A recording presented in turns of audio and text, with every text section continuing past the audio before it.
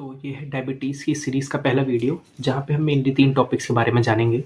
सबसे पहला टॉपिक है किसी एक हेल्दी इंडिविजुअल यानी एक स्वस्थ शरीर के अंदर किस तरीके से ब्लड के अंदर जो शुगर का लेवल है, वो किस तरीके से मेंटेन रहता है, एक नॉर्मल रेंज में रहता है।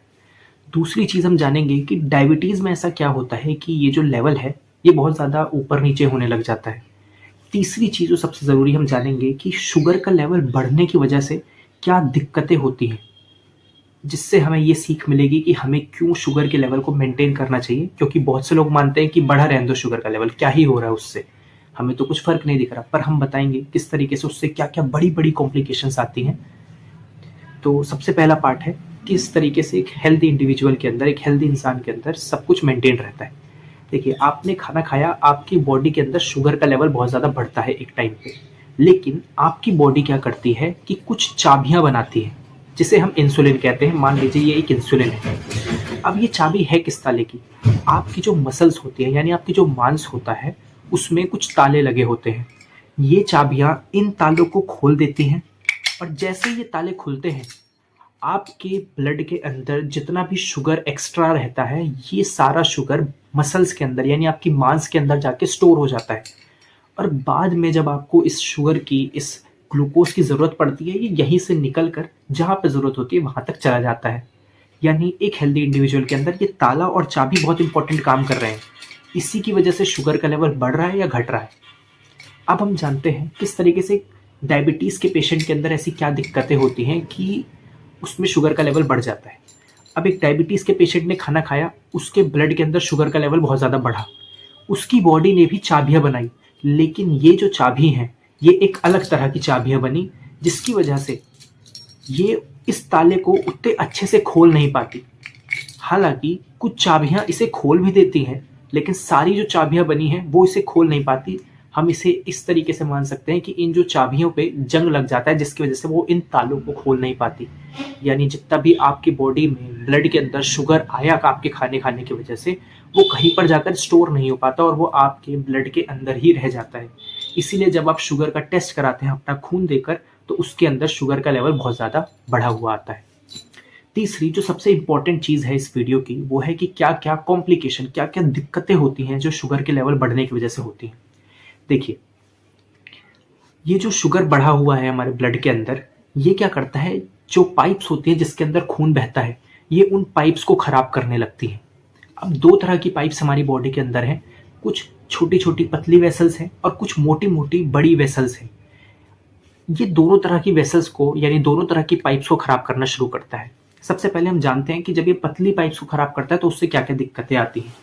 देखिए, एक पतली पाइप होती है जो हमारी आँख को तत्व देती है, न्यूट्रिएंट्स देती है। जब ये पाइप, जिसे हम रेटिना वेसल कहते हैं, रेटाइनल वेसल कहते हैं, ये जब खराब होती है तो हमारी आँखों से धुंधला दिखने लगता है। और धीरे-धीरे करके जब ये कंडीशन ज़्यादा बढ़ती जाती है तो एक टाइम ऐसा आता है कि उस इंसान को दिखना भी बंद हो जाता है। इस चीज़ को हम रेटिनोपैथी कहते हैं, यानी डायबिटीज़ से आपको दिखना बंद हो सकता है। दूसरी जो चीज़ है, हमारी किडनी के पास भी ऐसे पतली-पतली वेसल्स जाती हैं। अब जब ये वेसल्स खराब होती हैं, तो हमारी किडनी ढंग से काम करना बंद कर देती है, जिसकी वजह से हमारी किडनी फेलियर हो सकता है। इस चीज़ को हम नेफ्रोपैथी कहते हैं। नेफ्रो मतलब मेडिकल साइंस में किडनी से रिलेट किया जाता है, रेफ़र किया जाता है। तीसरी, और ये थोड़ी एक इंटरेस्टिंग टाइप की चीज़ है, जिसे हम कहते हैं न्यूरोपैथी। ये न्यूरोपैथी क्या चीज़ होती है सर? देखिए, आपका जो ब्रेन है, वो आपके हर बॉडी पे सिग्नल्स भेजता है। पर वो कैसे सिग्नल्स भेजता है? वो भी एक पाइप की तरह की चीज़ें होती हैं, जिसे हम नर्व कहते हैं। ये इन नर्व्स के थ्रू आपके बॉडी की हर जगह पे सिग्नल्स भेजता है और आपकी बॉडी जब कोई भी चीज़ सेंस करती है, आपने टच किया, आपके दिमाग को पता चल जाता है कि उसने टच किया है कुछ।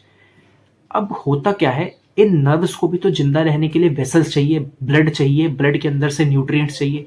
पर क्योंकि मैंने कहा डायबिटीज़ में ये वेसल्स खराब हो रही हैं, जो पाइप है पतली वाली, ये खराब हो रही हैं, यानी आपकी जो नर्व्स हैं, उनको उनकी भरपेट चीज़ें नहीं मिल पा रही, यानी वो जो नर्व्स हैं वो भी खराब होने लगती हैं।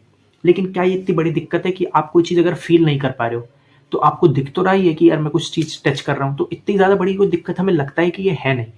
लेकिन मान लीजिए आप कभी नंगे पाँव चल रहे हैं, आपकी बॉडी पे, आपके पैर पे एक कट लग गया। अब उस कट की वजह से क्या हुआ, वहाँ पर इन्फेक्शन होना शुरू हुआ।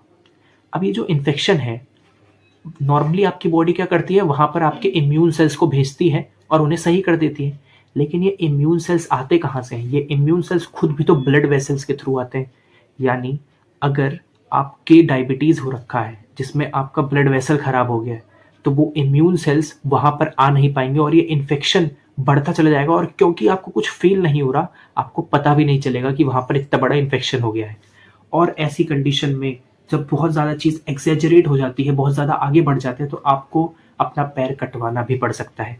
इसका एक रेफरेंस अगर हम देखें, नायक मूवी में जो अमरीश पुरी का कैरेक्टर था, जो सीएम था, उनका एक गुंडा था जिसको एक बार डराया था अनिल कपूर ने, ये कहकर कि तुम्हारा पैर कटवाना पड़ेगा क्योंकि तुम्हारा डायबिटीज़ बहुत ज़्यादा बढ़ गया और इन्फेक्शन फैल जाएगा बॉडी के अंदर, इसीलिए तुम्हारा पैर कटवाना पड़ेगा।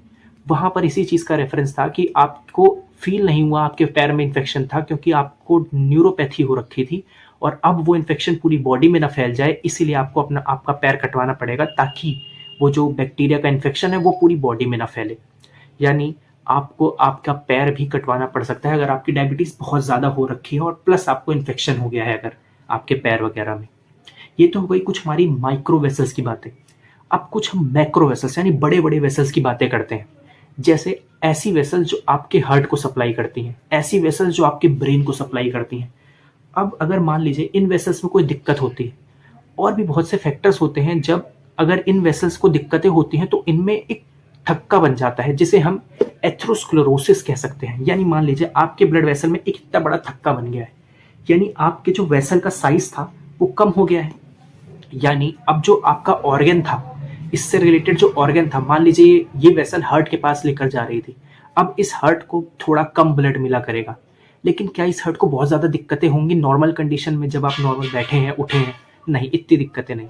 लेकिन मान लीजिए आप दौड़ रहे हैं, आप किसी सीरियस सिचुएशन में हैं, अब आपका हार्ट कह रहा है मेरे को ज़्यादा ब्लड चाहिए, लेकिन आपके वेसल्स में ये थक्का बन रखा है जिसकी वजह से आपके हार्ट को प्रॉपर ब्लड नहीं मिल पा रहा। इस कंडीशन में आपको हार्ट अटैक तक आ सकता है। इस चीज़ को हम मायोकार्डियल इन्फार्क्शन कहते हैं। यही सेम सिचुएशन अगर ऐसा थक्का आपके ब्रेन की वेसल में हो जाए, यानी आपके ब्रेन के वेसल को ब्लड नहीं मिल पाएगा, और मान लीजिए कोई ऐसी कंडीशन हुई, कोई आपको इंजरी हुई है जिसकी वजह से और ब्लड कम हो गया है आपकी बॉडी के अंदर, तो हो सकता है कि आपके ब्रेन के पास ब्लड जा ही ना पाए। और हमें पता है कि अगर ब्रेन के पास 2-3 मिनट भी अगर ब्लड नहीं पहुंचा तो इंसान कोमा में और कुछ कुछ कंडीशंस में डेथ भी हो सकती है। यानी अगर हम ऊपर ऊपर से देखें डायबिटीज़ की कुछ मेजर कॉम्प्लिकेशंस, तो आपकी रेटिनोपैथी यानी आपकी आँख खराब हो सकती है, नेफ्रोपैथी यानी आपकी किडनी खराब हो सकती है, न्यूरोपैथी जहाँ पर आपकी बॉडी में सेंसेशन नहीं आएगी, आप कोई चीज़ सेंस नहीं कर पाएंगे, उससे आपको डायबिटिक फुट या आगे चल के एम्प्यूटेशन यानी चीज़ें कटवानी पड़ सकती हैं, पैर हाथ कटवाने पड़ सकते हैं। उसके अलावा में आपको मायोकार्डियल इन्फार्क्शन यानी हार्ट अटैक, स्ट्रोक यानी आपके ब्रेन में ब्लड की सप्लाई ना पहुंच पाना, ये कंडीशन, और इसके अलावा में हज़ारों चीज़ों में बहुत कुछ आ सकता है। एक नॉन एल्कोहलिक इंसान जो दारू नहीं पीता, जो कोई अल्कोहल का सेवन नहीं करता, उसको भी फैटी लिवर हो सकता है अगर वो बंदे को डायबिटीज़ है। डायबिटीज़ एक बहुत इंपॉर्टेंट कदम होता है बहुत सी बीमारियों का।